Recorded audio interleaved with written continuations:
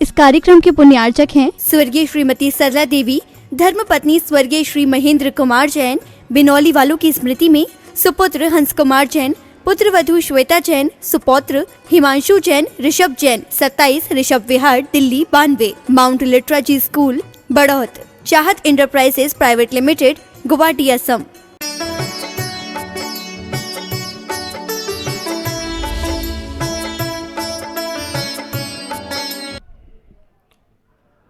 आनंदस्स दिवसो अथे बहु विजाणा अथ समुठ्यदा संवठिदा पागद भाषा ई पाईणा अत्यंत सरस सरल ताहा कर्ण सुख करी हियस्य आनंद करी भाषा भी थी सवड़वेल को लाए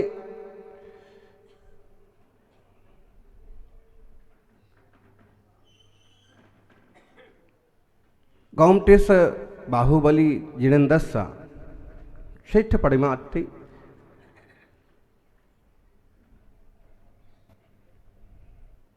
तत्थत भडारगा चारों कृति सामी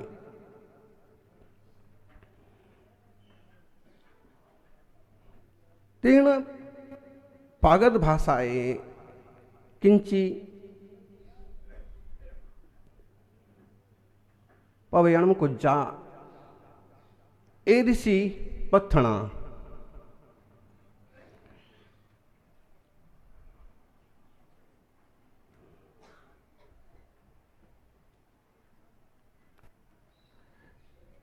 मध्यम कीर्तनम मध्यत्तो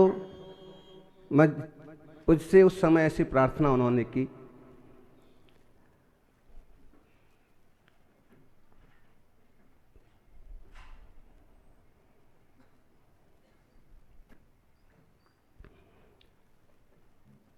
श्रवणबेल प्रवास में उन्होंने जो हमारा अभ्यास किया था साहित्य का, तो उन्होंने कहा कि मेरा महीने भर से मौन था। उस मौन में मैंने केवल थुदी संघों का पारायण किया, पूरे आनंद से समय बीता। मैंने स्तुतियां खूब देखी, आप प्राकृत भाषा में बोले। मैं चाहता हूं कि कोई प्राकृत में बोले, प्रवचन करे। हमने उनको कहा कि देखिए, मैं अभी प्राकृत में अब बोला नहीं हूं, आप बोलिए। आप प्राकृत में गद्य में भी लिखिए, बद्ध बाहुचर्यम लिखा गद्य में। और जब उन्होंने कहा, उन्होंने गोष्ठी रखी थी स्पेशल, उसमें 12-15 विद्वान थे, आधे उत्तर के थे, आधे दक्षिण के थे। फिर आग्रह था तो एक प्रवचन प्राकृत भाषा में हुआ। उन्होंने कहा कि अब आप यहीं रुकिए, अभी प्राकृत भाषा की यूनिवर्सिटी बनाना है, हम इंटरनेशनल प्राकृत गोष्ठी करेंगे, हम लोगों को बताएंगे हमारे यहाँ प्राकृत के प्रवचन करने वाले विद्वान साधु भी हैं। प्राकृत भाषा के लिए आचार्य श्री विद्यानंद जी मुनिराज का हमेशा से आग्रह रहा, क्योंकि देश की प्राचीन धरोहर है। आज हम इतिहास खोजने जाएं तो प्राकृत भाषा और ब्राह्मी लिपि के बिना संभव ही नहीं है। 18 उसो बासु पूज्य जिणना हो, चंपाए बासु पूज्य जिणना हो। उज्जैन तेणेमी जिनो 2000 साल पुरानी पंक्ति, जिसकी भाषा प्राकृत है और लिपि तमिल कुंदकुंद स्वामी की।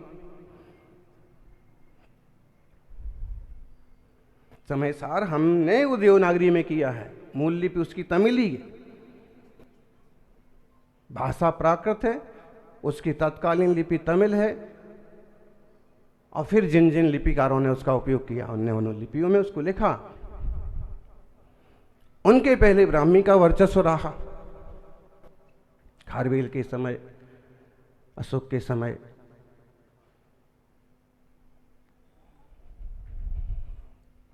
बहुत प्राचीन भाषा है ये देश की। अब कोई इसे नहीं संभाल रहा है तो जैन विद्वान इस ढंग से इसको लेने की कोशिश कर रहे हैं कि भाई जैनों की भाषा है, कम से कम जैन तो संभालो। और इसलिए ऐसा बोल रहे हैं कि दुनिया का, देश का सबसे प्राचीन अगर कोई धर्म या संप्रदाय है तो वो जैन धर्म है, देश का। वेदों तक में ऋषभदेव का व्याख्यान है।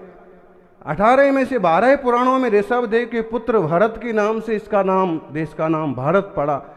जब वहाँ के ऋषि इतना गौरव कर रहे हैं तो निश्चित रूप से ये गौरवशाली परंपरा बहुत प्राचीन है।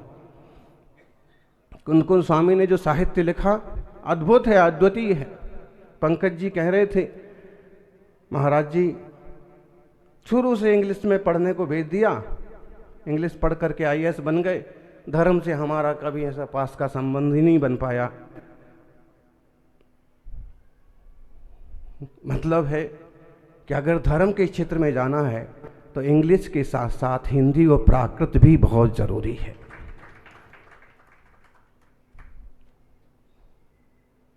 प्राकृत भाषा से हिंदी है सीधी। जैसे अभी कह रहे थे आज प्राकृत कौन बोलता है, ये पूछने वाला ही प्राकृत बोल रहा है।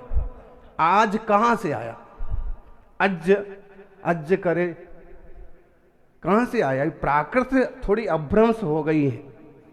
आज कौन बोलता है, तू ही तो बोल रहा है। और बोलता के लिए बोल लई, बोल लदू, बोल दे, इस टाइप के रूप बन जाएंगे, थोड़ा और सरल हो जाए। कौन नहीं बोलता है ये बताओ, इसको आप क्या बोलते हो? माथा बोलते हो। क्या बोलते हो? ये राजस्थान हो, किसी भाषा में माथा, माथी, सिर के ऊपर है, माथू, माथा पच्ची, कौन सी भाषा है? प्राकृत है। मस्तक होगा, मस्तकहा, वो होगा संस्कृत में। हिंदी में भी आज यही चल रहा है, माथा दर्द कर रहा है। जिसको क्या बोलते हैं? मुंह। कोई भी आया भाई मुंह हाथ धो लो, भाई मैं जरा मुंह धो के आता हूं, क्या बोलता है? वो मुख धो के आता हूं बोलता है कोई? मुंह धो के आ रहा हूं, ज्यादा से ज्यादा थोड़ा स्पेशल बोलेगा तो मुंह धो के आता हूं, तेन मुंह धो के आता हूं। इसको क्या बोलते हैं? आंख। कौन सी भाषा का शब्द? इनको क्या बोलते हैं? कौन सी भाषा के शब्द? कर्ण होता है संस्कृत में, तो हिंदी में कान डायरेक्ट प्राकृत से। जो हमारी देश की आज की भाषा है वो हिंदी प्राकृत की बच्ची है, अभ्रंश से होकर के पोती है। प्राकृत की बेटी अभ्रंश माने, और अभ्रंश की बेटी हिंदी, देवती, जो भी है। लेकिन सीधा भी संबंध है बहुत सारे शब्दों का। इसको आप क्या बोलते हैं? हाथ। मेरे हाथ में हो तो मैं ऐसे कर दूं। हाथ कौन सा शब्द है, कौन सी भाषा है? हथ से हाथ हो गए और सरल हो गए। वहां आए वसुंधरा मैडम के साथ में एक मंत्री आए, शिखावत। किसी ने परिचय दिया, बोले राजपूत हैं। राजपूत हैं, समझ रहे? राजपूत कौन सी भाषा है? प्राकृत। संस्कृत बोले तो राजपुत्राहा, राजपुत्र। कोई बोलता है अपने आप को आजकल राजपुत्र। बहुत सारे हैं राजपूत, बहुत सारे नेता मंत्री। राजनाथ सिंह को पूछिएगा, राजपुत्र ऐसे बोलेंगे, मैं राजपुत्र हूं। राजपूत भी बोलेंगे, राजपूत में क्षत्रिय हूं, राजपूत हूं। बहुत सारे शब्द हैं। नरेंद्र मोदी भी है ना, ये शब्द का उच्चारण देसी भाषा में या उनकी मां यही उच्चारण करेगी, नरेंद्र। आखिरी के रा का उपयोग नहीं होगा। अभी भी लोग बोले नरेंद्र भाई आएंगे। अभी जो कार्यक्रम ना 26 में, इसमें नरेंद्र भाई भी आने वाले।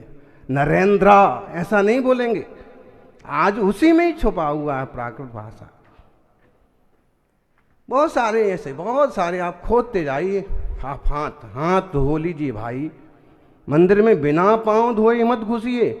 पांव कौन सी भाषा का शब्द है?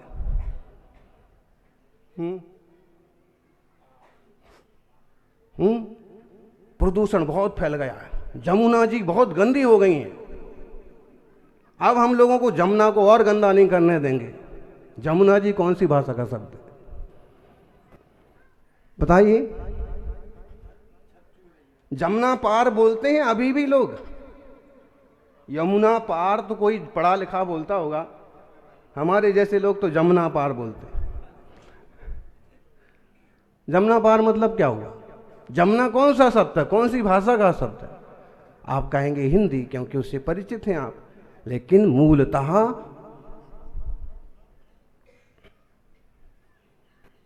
लिखने में, बोलने में प्राकृत की पूरी तरह से छाया, और बल्कि संस्कृत भी प्रभावित हुई है। पहले भी प्राकृत को संस्कृत करके संस्कृत बनाई, हम उसके सहोदरा भी कह दें, और नहीं तो हम कहें कि ऐसी भाषा की, एक भाषा की ज़रूरत थी जो इंटरनेशनल लैंग्वेज हो। जैसे आज इंग्लिश को मान लिया है, भले वो 5-7 देशों में ही बोली जाती है, और सबसे ज़्यादा गुलामी करते हैं भारतीय। चूंकि अभी रुझान चेंज हो रहा है अपनी भाषा के प्रति, अपनी संस्कृति के प्रति, और सरकार भी मूल जड़ों की तरफ बढ़ने की कोशिश कर रही है, जो अच्छी बात है।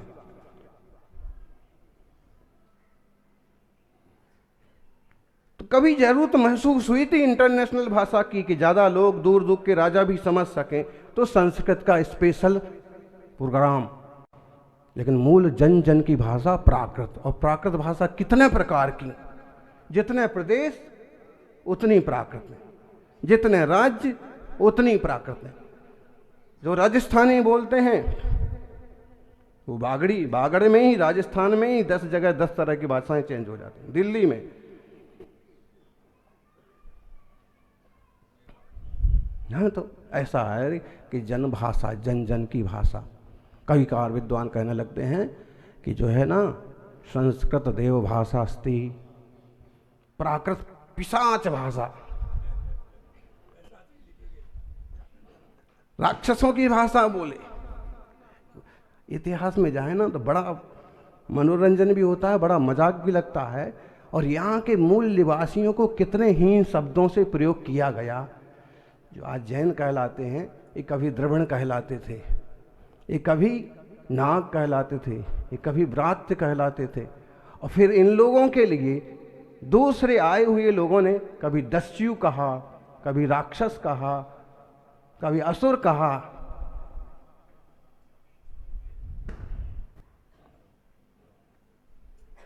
पंडित जी, प्रोफेसर जी, ये बात ये आपने कहा, उमा स्वामी ने भी कहा, मूल ग्रंथों में एक जगह आया है। लेकिन जब इतिहास की तह में जाते हैं तो अलग अलग तरह के विचार मिलते हैं, ऐसे मालूम पड़ता है। ये भी तो विद्वान कह रहे हैं कि बाहर से आए हुए हैं आर्य। हम मूल हैं। तो ये जो बड़ा गणित है इसका, हमारी मूल मान्यताएं मूर्ति की रही हैं, और जो बाहर से आए हुए रहे उनकी यज्ञ की, हवन की परंपराएं मूल रही हैं। खैर, उतने गहरे में ना जाएं, लेकिन इतना ही समझ जाएं, अथि अस्ति संस्कृता देवभाषा। तो प्राकृत पिशाच भाषा। तो विद्वान ने उत्तर दिया कि संस्कृत देव भाषा जरूर हो सकती है, लेकिन प्राकृत पिशाच भाषा नहीं है। संस्कृत देव भाषा हो सकती है, प्राकृत प्रत्येक बच्चे की माँ की भाषा है। इसलिए देव भाषा से ज्यादा महत्वपूर्ण है माता की भाषा, मातृभाषा।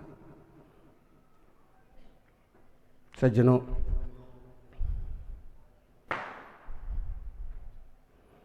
खूब सारे विषय अपने सामने आ गए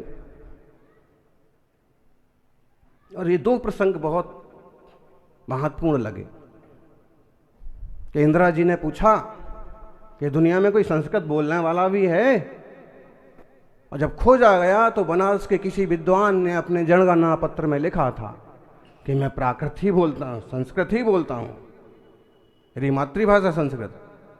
आपको भी जब जनगणना के पत्र भरने का मौका मिलता है, कहीं अपनी मूल भाषा लिखने का मौका आता है, तो हिंदी के साथ साथ प्राकृत भाषा जरूर लिखिए। हो सकता है कल के दिन पूछा जाए प्राकृत कोई बोलता है। चारुकीर्ति जी के नाम से जो शुरुआत की थी उसका आशय ये था, उन्होंने कहा कि मुझे बोलने वाला चाहिए, कि बोलता है कोई प्राकृत। यूनिवर्सिटी खोलने चले आप तो प्राकृत बोलने वाले भी कोई हैं, सुनने वाले, सीखने वाले, समझाने वाले हैं, तो उससे बोलना चालू किया। और कभी भी समोषण लगता है, हमारी शुरुआत प्राकृत से ही होती है। जितनी देर तक लोग समझ पाएं, झेल पाएं, उतना प्राकृत, उसके बाद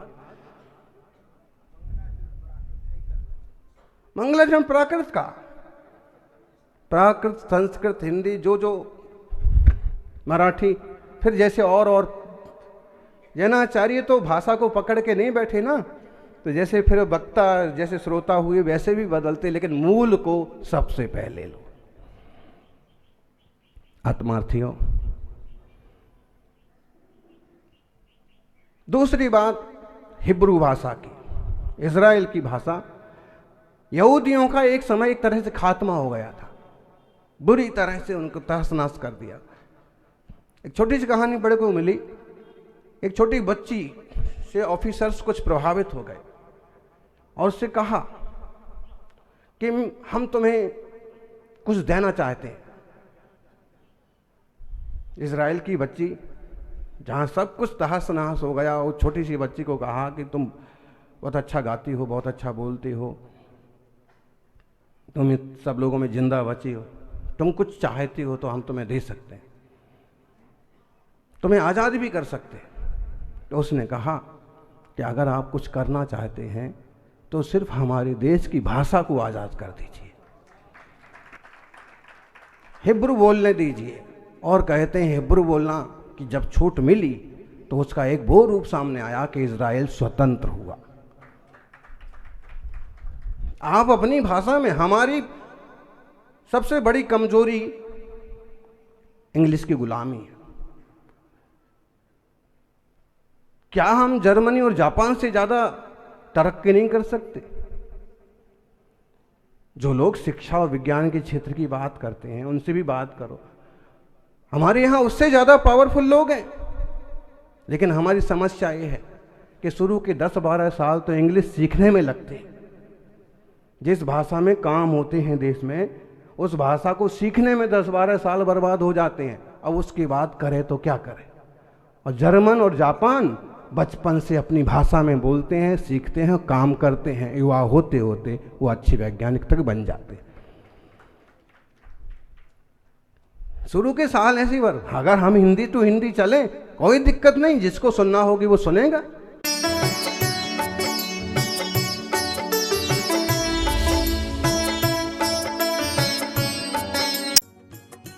इस कार्यक्रम की पुण्यार्चक थे स्वर्गीय श्रीमती सरला देवी, धर्मपत्नी स्वर्गीय श्री महेंद्र कुमार जैन, बिनौली वालों की स्मृति में सुपुत्र हंस कुमार जैन, पुत्र वधू श्वेता जैन, सुपौत्र Himanshu Jain, Rishabh Jain, 27 Rishabh Vihar, Delhi 92, mount Litera Zee school, Baraut, Chahat enterprises private limited, Guwahati, Assam.